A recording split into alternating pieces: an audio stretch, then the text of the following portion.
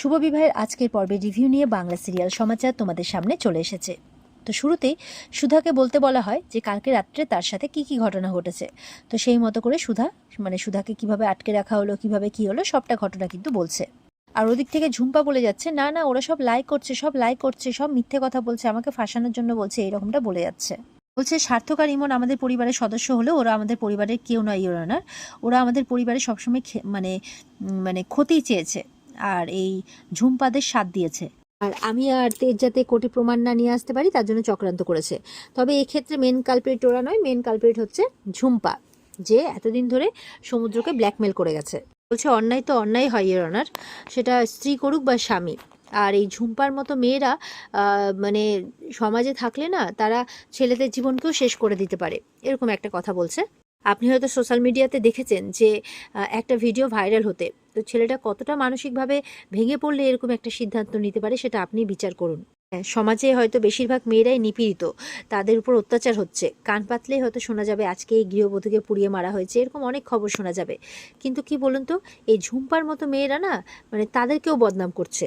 বলছে আমি নিজেও একজন ডিভোর্সটা জীবনের অনেক বড় ঘটনা, অনেক ভেবেচিন্তে অনেক একটা বড় সিদ্ধান্ত।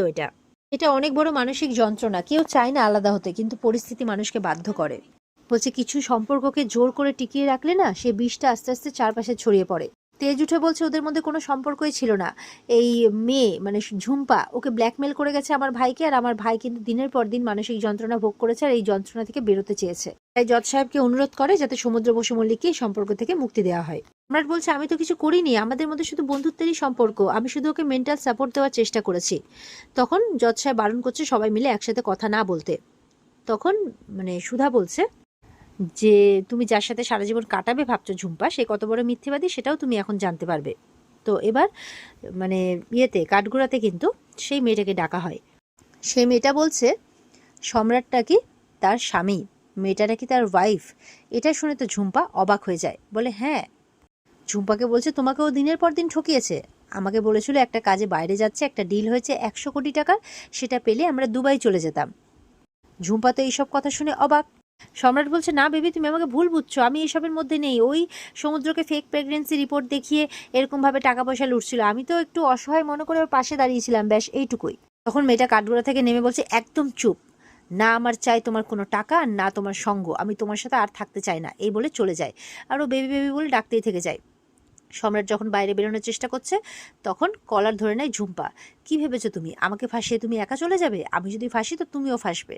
সম্রাট বলছে আমি এসবের কিচ্ছু জানি না, তুমি তোমার ভুলের শাস্তি ভোগো, এই বলে নিজে বেরিয়ে চলে যায়। আর ঝুম্পা বসে যায়, কি আর করবে। এরপরে ইমন বেরোনোর চেষ্টা করছে চুপ করে। তেজ বলছে দাঁড়াও, কোথায় যাচ্ছ, এখনো তো তোমার শাস্তি হওয়া বাকি। বলছে যে কোনো প্রমাণ আছে তেজ? বলে এখন হয়তো নেই, কিন্তু এই তেজ বসু মল্লিকের কোনো প্রমাণের প্রয়োজন নাই। তেজ বসু মল্লিক এমনি প্রমাণ করে দেবে যে তুমি কত বড় কালপ্রিট। শাস্তি তো তোমাকে দেবই, বাঁচতে পারবে না তুমি। ইমন বলছে ঠিক আছে, দেখা যাবে কে কোথায় কাকে শাস্তি দেয়, এই বলে বেরিয়ে যায়। তো এবার কোর্টে রায় ঘোষণা করে দেয় জজ সাহেব, সমুদ্র বসু মল্লিককে মুক্তি দেওয়া হয়, ডিভোর্সটা মঞ্জুর করা হয় সমুদ্র বসু মল্লিকের ঝুম্পার সাথে। আর ঝুম্পা আর সম্রাটের বিরুদ্ধে তদন্ত করতে বলা হয়, কেসটা চলবে, আর তাদের শাস্তির ব্যবস্থা করতে বলা হয়, মানে আগে তদন্ত হবে তারপর আবার বিচার বসবে। তো বসু মল্লিক পরিবার তো খুব খুশি, এতদিনে তারা বিচার পেল। তরিতা বলছে সত্যি দাদা ভাই দিদি ভাই রিস্কটা না নিলে যে কি হতো। আর ওদিকে ঝিনুককে সবাই ধন্যবাদ জানাচ্ছে, ঝিনুক না থাকলে এই কেসটা সত্যি যেতে যেত না। সুধাও বলছে যে ঝিনুক চল এখন তুই বসু মল্লিক বাড়িতেই যাবি। তখন ঝিনুকের কাছে ফোন আসে, গায়ে হলুদের তত্ত্ব চলে এসছে, তার জেঠিমা ফোন করেছে, ইমিডিয়েট বাড়িতে আসতে বলছে।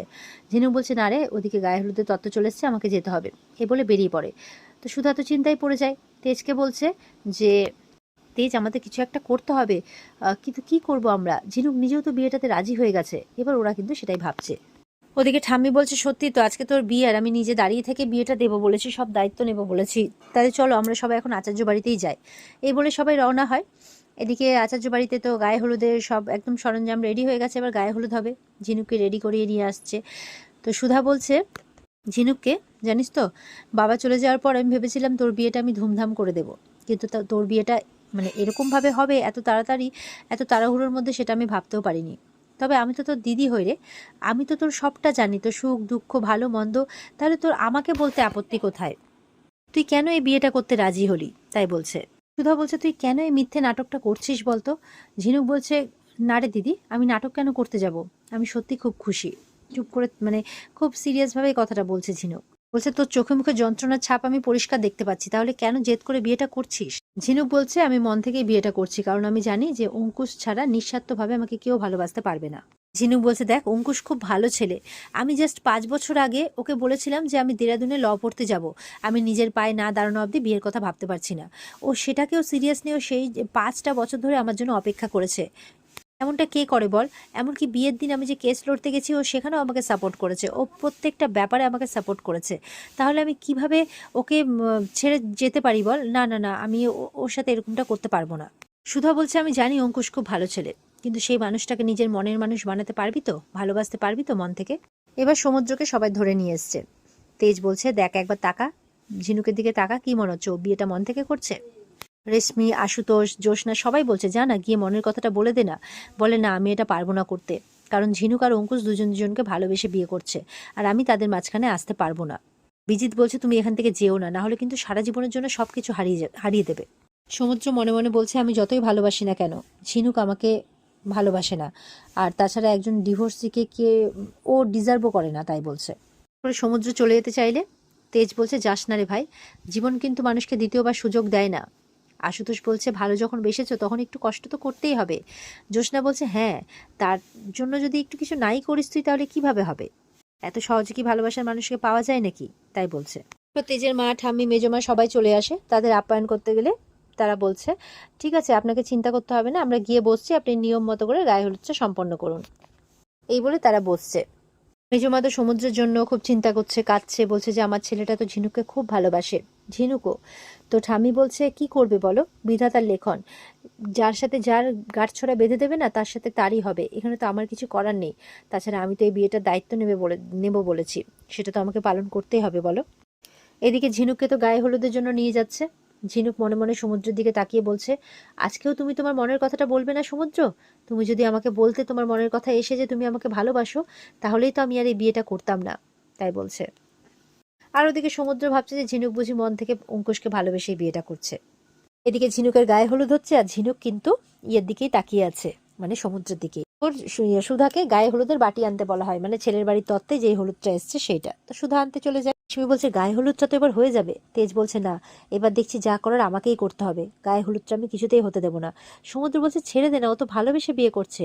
জ্যোৎস্না বলছে তুই কি পাগল হয়েছিস, তুই একটুকুটা বুঝতে পারছিস না যে মেয়েটা কতটা কষ্ট পাচ্ছে? তুই কোর্টে কেস জিতে গেছিস ঠিকই, কিন্তু এখানে তুই হেরে যাচ্ছিস। বলছে শোন, ভালোবাসা না 7 রাজারে কুড়িয়ে পাওয়া ধন নয়, হ্যাঁ, মাঝে মধ্যে ভালোবাসাকে ছিনিয়ে নিতেও হয়। তো তুই চিন্তা করিস না, ঝিনুকের বিয়েটা তোর সাথেই হবে। তখন তোরই বাবা বাবা করতে করতে বুদ্ধি দিতে এসছে তার বাবাকে। তোরই বলছে বাবা আমি কিন্তু তোমাদের টিমে আছি, আমি ঝিনুক মিমিকেই কিন্তু আমার কাকিমুনি হিসেবে চাই। বলে হ্যাঁ পাকা বুড়ি, আমি তো সব জানি, তাই বলছে। তো বলছে টেকে চিল বিল, সমুদ্রকে বলছে যে কাকাই তাই বলছে। তো সমুদ্র বলছে আমার খুব টেনশন হচ্ছে। তখন তেজ বলছে তোর টেনশন নিয়েই থাক না, আমি আর তরি মিলে প্ল্যানটা সাকসেসফুল করি। সমুদ্র বলছে ওফ, তো বল না কি করতে চাইছিস তোরা? তেজ বলছে সাহস করে মনের কথা তো বলতে পারছিস না, তাহলে আমাদেরকেই করতে দে যা করার। তো তেজ বলছে এবার দেখ আমরা বাবা মেয়ে মিলে কিভাবে গায়ে হলুদটা তোর আর ঝিনুকের করায়। তো আশুতোষ বলছে এত লোকের মধ্যে এদের গায়ে হলুদ কি করে করাবে? তো জ্যোৎস্না বলছে দেখোই না কি করে আমার ভাই। তেজ আর তরি কিন্তু চলে যায় গায়ে হলুদটা কিছু একটা ব্যবস্থা করতে। আর এদিকে জ্যোৎস্না সমুদ্রকে বাইরে নিয়ে যায়। এদিকে মানে তেজ গিয়ে সুধার সাথে একটু রোম্যান্টিক কথাবার্তা বলছে, যে সুধাকে কাছাকাছি টানছে। সুধা বলছে কি করছেন এখানে, এত লোক আছে, তোরই পেছনে দাঁড়িয়ে আছে, কিন্তু বাবার মেয়ে মিলে এইটা চলছে আর কি ওদের। তো বলছে যে না আসলে অনেক দিন ধরে আমার তো সময় কাটায় না সেইভাবে। বলে কি করব বলুন, আসলে যা ঝড় বয়ে গেল মাথার উপর দিয়ে, তো আমরা এইসব নিয়ে তো ভাবার সময় পাইনি। তখন বলছে যে তাতে কি হয়েছে, এখন তো সময় আছে, চলো আমরা একটু আমাদের সময়টা এনজয় করি, মানে আমাদের না হয় আরেকবার বিয়েটা আমরা করে ফেলি। ফলে কি বলছেন আপনি?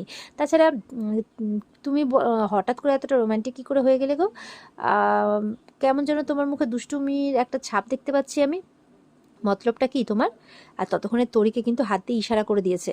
তরি চলে গেছে রান্নাঘরে, আর রান্নাঘরে জ্যোৎস্না রেশমি মানে সমুদ্রকে নিয়ে গেছে, আর ওখানে গায়ে হলুদের বাটি রেডি রেখেছে, সেখান থেকে সমুদ্রের গায়ে হলুদ দিয়ে দেয়, সেই হলুদটা তরি যায় আর তরির হাতে দিয়ে দেয়। তো তরিকে বলছে ভালো পিপি যে তুমি জানো তো কি করতে হবে তোমাকে? বলে হ্যাঁ আমাকে পাপা সব বলে দিয়েছে। তো জ্যোৎস্না তো তাকে আদর করে দেয়, আর টুকটুক করে দৌড়াতে দৌড়াতে চলে যায় তরি তার বাবার কাছে। এবার তার বাবা এটা ওটার বাহানায় সুধাকে বলছে রাখো তো কাজ, এই বলে হলুদের বাটিটা নিয়ে নেয় আর পেছন দিকে তরির হাতে দিয়ে দেয়। তরি তখন সমুদ্রের গায়ে হলুদের বাটিটা তার হাতে দিয়ে দেয়। সুধা বলছে দেখো আমাকে হলুদের বাটিটা দাও তো, এই বলে সমুদ্রের গায়ে হলুদের বাটিটা সুধা নিয়ে নেয়। তো বলছে যে ছাড়ো, নিশ্চয়ই তোমার কোনো মতলব আছে, তোমার কিছু আমি ঠিক দেখতে পাচ্ছি না, এই বলে সুধা চলে যাচ্ছে। আর ওদিকে তরিকে বলছে কী ব্যাপার তরি, তুমি এখানে কি করছো?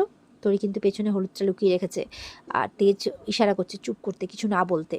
আর সুধা কিন্তু অবাক হয়ে তরির দিকে তাকিয়ে আছে।